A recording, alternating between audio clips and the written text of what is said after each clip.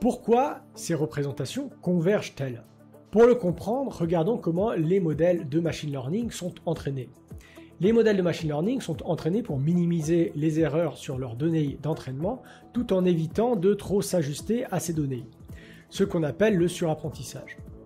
Dans cette équation, on a trois parties. F étoile, c'est le modèle qu'on entraîne. L majuscule représente l'erreur que le modèle essaye de minimiser. R est la régularisation qui empêche le modèle de trop s'ajuster aux données d'entraînement. En gros, plus le modèle est complexe, plus la valeur retournée par cette partie de l'équation sera grande, imposant donc une pénalité. Dans la suite de cette vidéo, nous allons voir comment chaque composant de ce processus d'optimisation joue un rôle potentiel dans la convergence de ces représentations. Chaque point de données et chaque tâche d'entraînement ajoute une contrainte supplémentaire. Plus on augmente la quantité de données et le nombre de tâches, plus le nombre de paramètres possibles qui satisfont ces contraintes diminue. C'est ce que les auteurs appellent l'hypothèse du multitask scaling. En clair, plus un modèle doit accomplir de tâches différentes, moins il y a de façons de bien représenter les données. Plus simplement encore, en entraînant des modèles plus généraux pour résoudre plusieurs tâches à la fois, on réduit le nombre de solutions possibles. Ce principe est aussi connu sous le nom de principe de contravariance. Plus l'objectif est facile, plus il y a de solutions possibles. A l'inverse, plus l'objectif est difficile, moins il y a de solutions. Quand on augmente la taille du dataset, les modèles qui optimisent l'erreur empirique vont également optimiser l'erreur de généralisation. On va donc devenir meilleur pour capturer les structures statistiques du processus de génération sous-jacent. De nombreux travaux récents ont montré une relation de loi de puissance entre la taille des datasets et les performances des modèles. Et ça, c'est intéressant. De nos jours, on entraîne les LLM sur des quantités gigantesques de texte, tout comme les modèles de vision sont entraînés sur des milliards d'images. Ce que ça veut dire, c'est que tous ces modèles, en absorbant autant de données, convergent vers un ensemble très restreint de solutions qui minimisent l'erreur empirique. En gros, plus on leur donne de données, plus ils deviennent précis et leurs représentations convergent vers quelque chose de très similaire. En plus de la taille des datasets, les objectifs d'optimisation utilisés pour entraîner les modèles sont de plus en plus multitâches. Par exemple, l'apprentissage contrastif cherche à minimiser la distance entre des échantillons similaires, et les auto-encodeurs masqués cherchent à reconstituer des parties entières de leur entrée. Ces objectifs multitâches sont plus efficaces que les objectifs monotâches parce qu'ils imposent plus de contraintes sur les représentations, ce qui conduit vers un espace de solution plus restreint et de meilleure qualité. Imaginons qu'il existe une représentation optimale pour les objectifs d'apprentissage. Avec suffisamment de données, augmenter la capacité d'un modèle, c'est-à-dire utiliser des modèles plus grands et mieux optimisés, devrait permettre de mieux s'approcher de cette représentation optimale. Avec les mêmes objectifs d'entraînement, des modèles plus grands, même avec des architectures différentes, tendront à converger vers cette représentation optimale. Les auteurs appellent cela l'hypothèse de la capacité. Les modèles plus grands sont plus susceptibles de converger vers une représentation partagée que les modèles plus petits. Mais encore une fois, c'est pas tout. Même si deux modèles arrivent à la même solution sur les données d'entraînement, cela ne signifie pas qu'ils utilisent les mêmes représentations internes.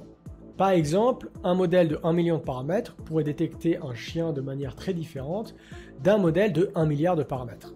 Alors, qu'est-ce qui empêche un modèle énorme d'apprendre une représentation trop complexe? Un facteur clé pourrait être ce qu'on appelle le biais de simplicité. L'hypothèse du biais de simplicité dit que les réseaux profonds ont tendance à trouver des solutions simples aux données. Et plus le modèle est grand, plus ce biais est fort. Un biais qu'on appelle aussi la double descente, et on en reparlera beaucoup plus en profondeur dans la série Machine Learning Masterclass. Donc, à mesure que la taille des modèles augmente, ils devraient converger vers un espace de solution plus restreint et plus simple.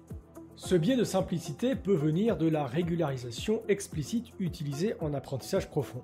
Mais même sans influence externe, les réseaux profonds suivent naturellement le principe du rasoir d'Occam, favorisant implicitement les solutions simples qui s'ajustent aux données. En résumé, la convergence des représentations peut être facilitée par la capacité accrue des modèles et par leur tendance naturelle à préférer les solutions simples. Ces deux facteurs jouent un rôle clé dans l'alignement des représentations des modèles d'intelligence artificielle.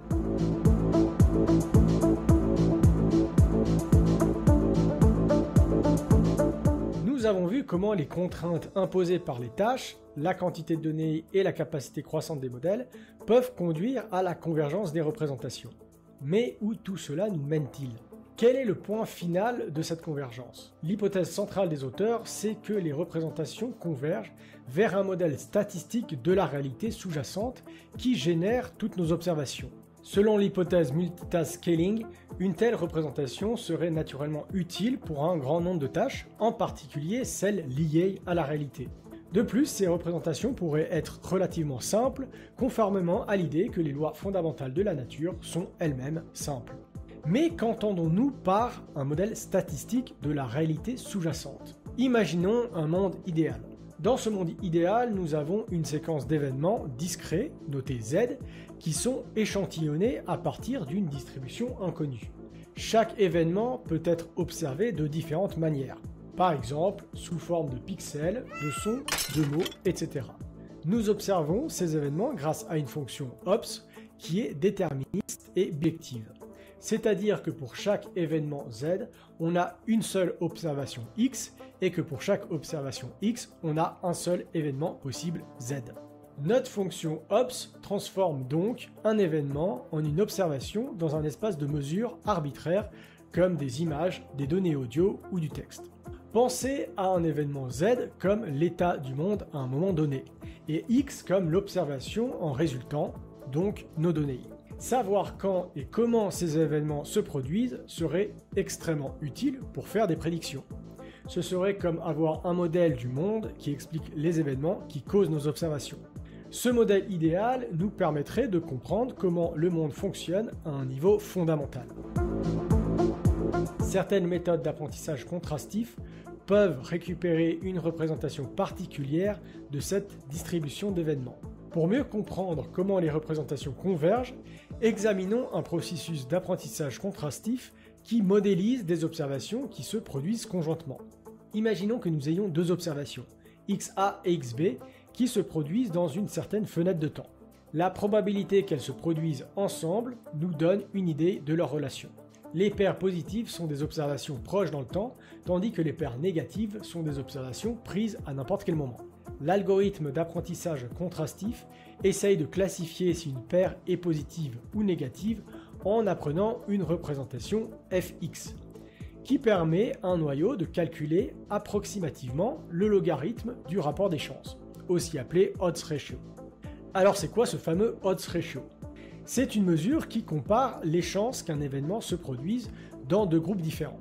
Par exemple, si on veut savoir si les fumeurs ont plus de chances d'avoir une maladie des poumons que les non-fumeurs, on utilise le rapport des chances. Imaginons qu'on ait deux groupes, les fumeurs et les non-fumeurs. Si dans le groupe des fumeurs, 30 personnes ont la maladie et 70 personnes ne l'ont pas, et dans le groupe des non-fumeurs, 10 personnes ont la maladie et 90 personnes ne l'ont pas, on peut calculer le rapport des chances comme ceci. On prend les chances d'avoir la maladie chez les fumeurs, 30 sur 70, et les chances d'avoir la maladie chez les non-fumeurs, 10 sur 90, et on divise ces deux valeurs. C'est ce même principe que l'algorithme d'apprentissage contrastif utilise pour déterminer si une paire d'observations est positive ou négative. La définition de notre noyau est donc la suivante, où notre noyau calcule le produit scalaire des représentations de XA et XB, donnant une approximation du logarithme du rapport des chances. La probabilité que la paire soit positive étant la même que la probabilité que XA et XB soient co-occurrents, on peut remplacer le numérateur et le dénominateur par les probabilités de co-occurrence pour donner l'équivalence suivante. La partie utilisant le logarithme dans cette équation se rapporte en fait à l'information mutuelle ponctuelle, en anglais Pointwise Mutual Information, aussi appelé simplement PMI. La définition finale de notre noyau est donc la suivante, qui équivaut donc au PMI plus une constante.